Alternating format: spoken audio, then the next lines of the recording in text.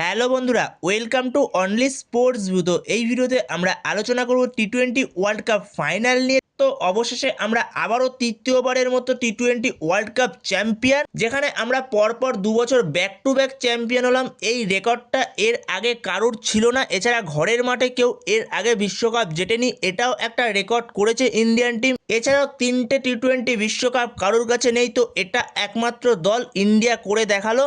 তো এই ম্যাচের বিষয় নিয়ে আমরা এই ভিডিওতে আলোচনা করব, কারা ম্যান অফ দ্য ম্যাচ পেয়েছে এই ম্যাচে, এছাড়াও সেরা বোলার কে হয়েছে এই টি-20 ওয়ার্ল্ড কাপে, এছাড়াও প্লেয়ার অফ দ্য টুর্নামেন্ট কে হয়েছে এই বিশ্বকাপে। তো সব কিছু বিষয় নিয়ে এই ভিডিওতে আলোচনা করব। বেশ কিছু প্লেয়ারকে নিয়েও আমরা এই ভিডিওতে আলোচনা করব। তো ভিডিওটি সবাই শেষ পর্যন্ত দেখতে থাকো, আর চ্যানেলে নতুন হয়ে থাকলে চ্যানেলটি সাবস্ক্রাইব করে পাশে থাকা বেল আইকনটি অন করে পাশে থেকো।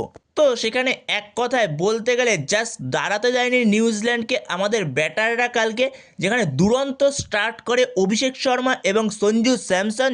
যেখানে অভিষেক শর্মা যেই ফর্মটা নিয়ে ভুগছিল, যে সে একদমই রান পাচ্ছে না, প্রথম 3টে ম্যাচে এই ওয়ার্ল্ড কাপে সে শূন্য করেছিল, তারপরেও সে ঠিকঠাক রান পাচ্ছিল না। শুধুমাত্র জিম্বাবুয়ের বিরুদ্ধে সে 30 বলে 55 রান করেছিল, তাছাড়া একটা ম্যাচেও সে সেরকম কোনো রান পায়নি।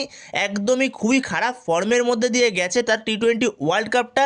তারপরেও গৌতম গম্ভীর এবং সূর্যকুমার যাদব তাকে ব্যাক করে গেছে রীতিমতো, যেখানে অনেকেই বলেছিল হয়তো অভিষেক শর্মাকে ড্রপ করার কথা, কিন্তু শেষ পর্যন্ত গিয়ে অভিষেক শর্মাকে ড্রপ করে না গৌতম গম্ভীর।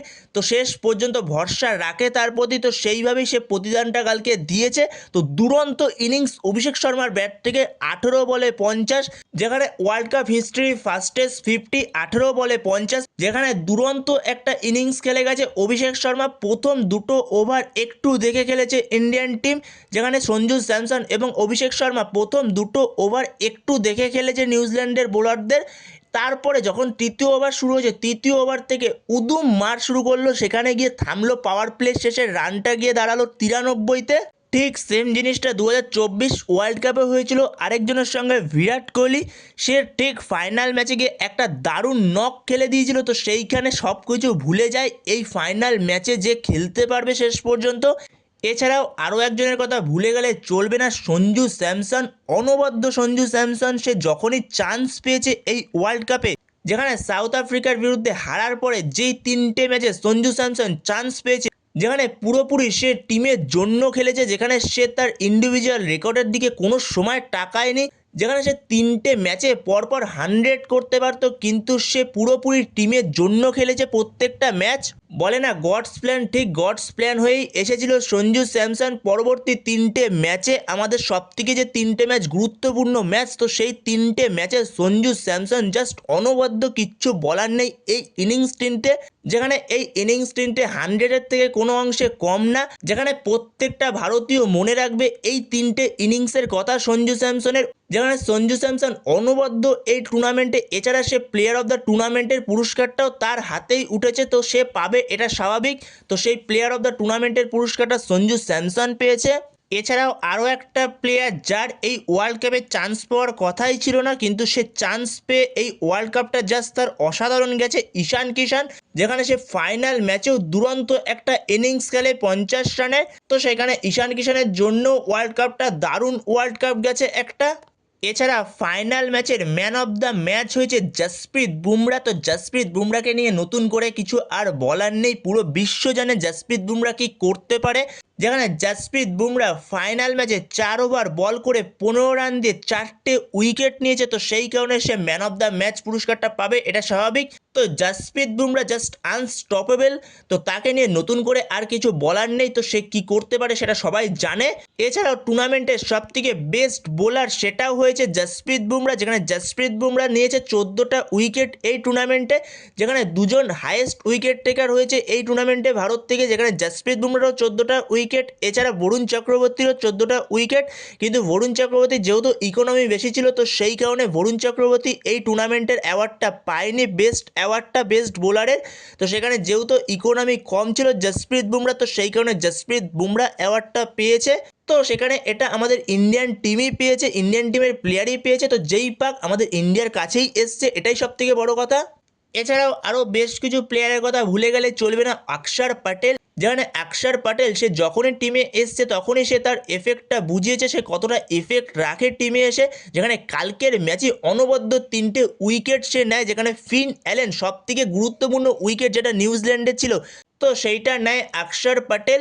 তো অনবদ্য অক্ষর প্যাটেল। এছাড়াও সেমিফাইনালে অক্ষর প্যাটেলের অনবদ্য ফিল্ডিং, যেখানে শিবম দুবে লাস্টে এসে যেই নকটা খেলে গেছে, ছোট্ট একটা নক, তো সেই নকটার জন্যই আমরা শেষ পর্যন্ত 250তে পৌঁছাতে পেরেছিলাম। একটা সময় মনে হচ্ছিল 250তে পৌঁছাতে পারবে না ইন্ডিয়ান টিম, তো সেখানে শেষ পর্যন্ত শিবম দুবের দুরন্ত একটা ইনিংসে শেষ পর্যন্ত ইন্ডিয়ান টিম 250তে পৌঁছায়। তো এই শিবম দুবেকেও মনে রাখতে হবে এই ওয়ার্ল্ড কাপে। এছাড়া এর আগের ওয়ার্ল্ড কাপেও সে যথেষ্ট ভালো পারফরমেন্স করেছিল।